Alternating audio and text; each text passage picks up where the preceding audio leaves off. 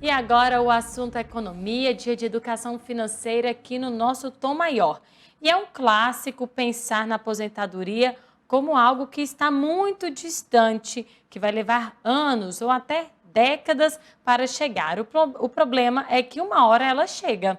E quem não se preveniu pode acabar com um rombo financeiro grande para resolver.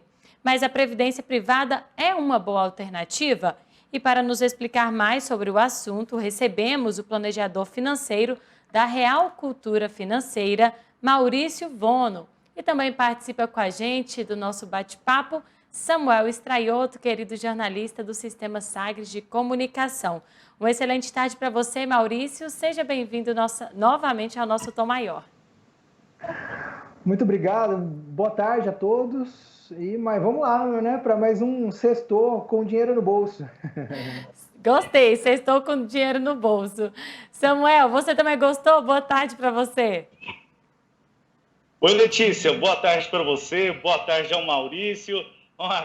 Como não gostei, viu? Sextou e ainda com dinheiro no bolso, maravilha, viu? Pois é, e para começar esse bate-papo, Maurício, eu queria que você detalhasse para a gente o que são planos de previdência e se é aí uma boa alternativa. Legal, vamos lá. Bom, um plano de previdência nada mais é do que um formato de um fundo, né, de investimentos, onde eu vou colocando um dinheiro todos os meses com a expectativa de em algum momento eu retirar esse dinheiro, né? Uma previdência, você pode retirar o dinheiro a qualquer momento se tiver no período de contribuição. Depois desse período de contribuição, você pode entrar em um outro período que é chamado período de benefício, onde você transforma o seu patrimônio no recebimento de um benefício mensal, né? Uma espécie de aposentadoria. Além de se parecer, né, de se aproximar muito de um fundo de investimento, uma previdência ela é constituída sob um seguro de vida. Então ele tem algumas características de seguro, como por exemplo, caso a pessoa falte, né, caso a pessoa venha faltar, ele não entra em inventário, então vai direto para os beneficiários, né? Agora, se compensa ou não a contratar um plano de previdência privada, a gente precisa fazer uma análise um pouco mais profunda e detalhada, né? Vou dar algumas sugestões aqui de caminhos que a gente possa né, analisar e perceber. Vou começar por uma analogia, tá? Imagina o seguinte, você compra um imóvel financiado, ou seja, você vai pagar parcela por parcela durante toda a vida, com o objetivo de, lá na aposentadoria, você para de pagar esse imóvel e começa a receber um aluguel, que é a sua aposentadoria, certo? Então você vai começar a receber um aluguel como se fosse a sua renda de aposentadoria. Mas tem um detalhe, quando você transformar esse imóvel em aluguel, ou seja, quando você passar a receber esse aluguel, você perde o direito sobre o imóvel. Você não pode mais vender esse imóvel. Esse imóvel passa a ser de propriedade do banco e o banco apenas repassa o aluguel mensal para você. E aí, o que você acha, Samuel? É uma boa? Pois é, Maurício, eu fiquei curioso. Eu passei a segui-los, né? Tanto você quanto o João Gondim e também as redes da Real Cultura Financeira. E aí, um vídeo nessa semana, uma publicação na rede social, agora eu não me lembro se foi você ou se foi o João, e aí dizia isso, não basta simplesmente querer ingressar numa rede de previdência privada, simplesmente por achar que é uma segurança, mas sim tomar vários caminhos. E aí eu fiquei muito curioso e até propus este assunto para a gente discutir a partir dessa publicação que vi, porque o que as pessoas levam em consideração, que a gente vê no dia a dia, é que a Previdência Social hoje é mais difícil para se aposentar a partir das regras previdenciárias que foram aprovadas na última reforma da Previdência. E aí que a questão da Previdência privada seria uma alternativa nesse momento. A minha dúvida ficou, Maurício, tem segurança mesmo? É uma alternativa? Ou então há situações que são mais viáveis no momento para a pessoa se planejar a longo prazo, pensando numa aposentadoria tranquila? Legal. a gente precisa explorar um pouco o conceito do que é uma aposentadoria, né? E o brasileiro está muito acostumado a essa imagem de que a aposentadoria é alguém vai me bancar depois que eu não puder trabalhar mais, né? E a gente precisa rever esse conceito para um conceito mais moderno, né? Onde eu banco, eu construo um patrimônio, eu construo uma reserva patrimonial, onde essa reserva, né, através desse esforço que eu fiz, essa reserva vai me bancar quando eu não quiser ou não puder mais trabalhar. Então, o que muda, né, nesse formato, porque mesmo através do INSS, de alguma forma você contribui, né? O INSS desconta ali do seu salário uma quantia, então você está contribuindo, só que esse dinheiro não é seu, a gestão não é sua. Agora, no mundo moderno, para você de fato se aposentar, até essa palavra, esse termo, ele já está sendo, poderia dizer, caído em desuso, né? O próprio termo aposentadoria, ele está sendo substituído por um termo mais moderno, que é o termo de renda passiva. E a renda passiva, eu posso derivar, né, eu posso extrair renda passiva do, por exemplo, muito conhecido pelo brasileiro, do imóvel, né? Eu construo um patrimônio em imóveis e eu tenho a propriedade ali do imóvel e tenho um aluguel por mês. Eu posso fazer minha aposentadoria desse formato.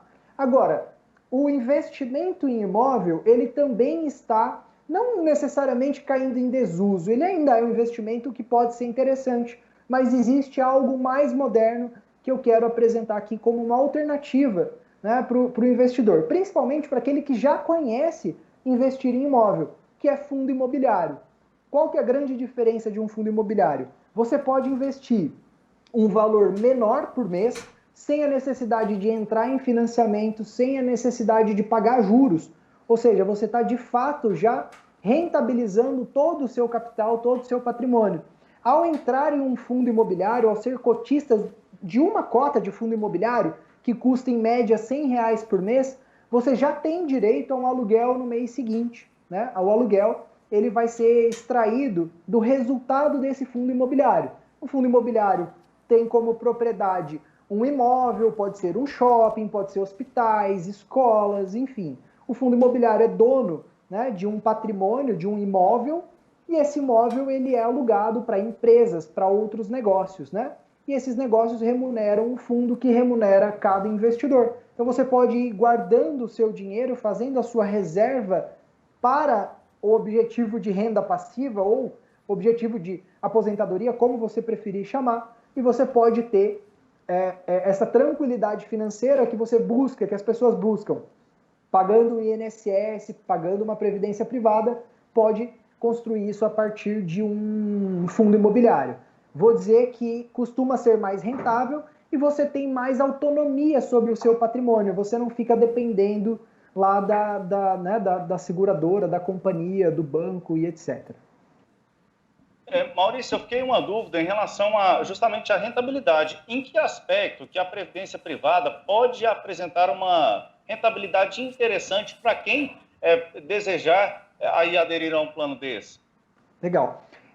A maioria dos planos de previdência são atrelados à renda fixa, tá? A grande maioria. Não necessariamente todos, mas a grande maioria, boa parte deles, são atrelados à renda fixa.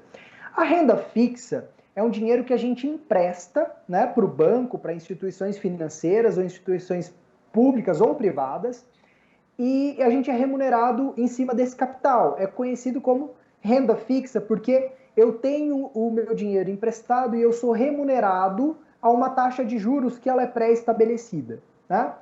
Esse tipo de investimento que o brasileiro está muito acostumado a ser bem remunerado, né, de 2 anos para trás, a gente tinha aí taxa de juros a 10, 12% ao ano, hoje a taxa de juros está 2% ao ano, uma leve tendência de alta, mas a gente deve ver uma taxa de juros a partir, né, de agora muito abaixo da casa aí dos 8, 6% ao ano, esse vai ser o natural. Então o que acontece?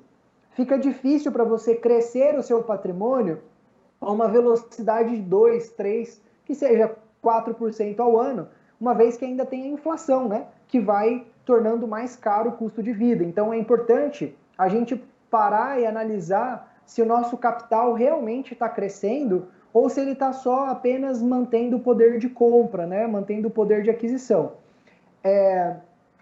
Quando você analisa uma previdência privada, você vai ver que a maioria, assim, uma maioria esmagadora, né, perto dos 90% ou mais, acabam perdendo na rentabilidade para os principais índices de mercado, né? Ou seja, isso nos leva a entender e acreditar que gerir o próprio dinheiro, gerenciar o próprio dinheiro é mais vantajoso.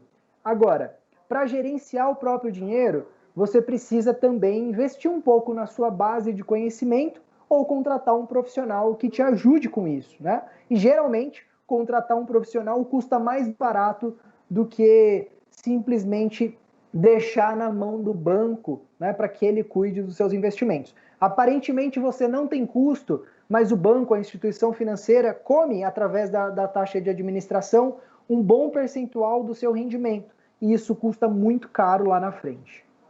Por se tratar de renda fixa, o tempo também desse plano é outro ponto que eu preciso observar se eu quiser aderir ou não a uma previdência privada?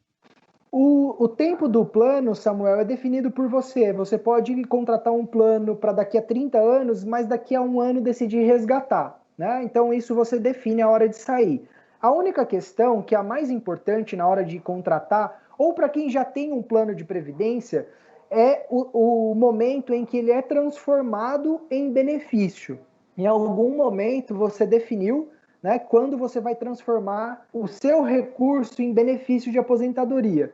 Uma vez tomada essa decisão, ela é irreversível. Então, se eu cheguei lá no banco e falei assim, banco, eu tenho aqui R$1 milhão e quero transformar esse 1 milhão em renda, né? O banco vai calcular em cima da sua idade, tá?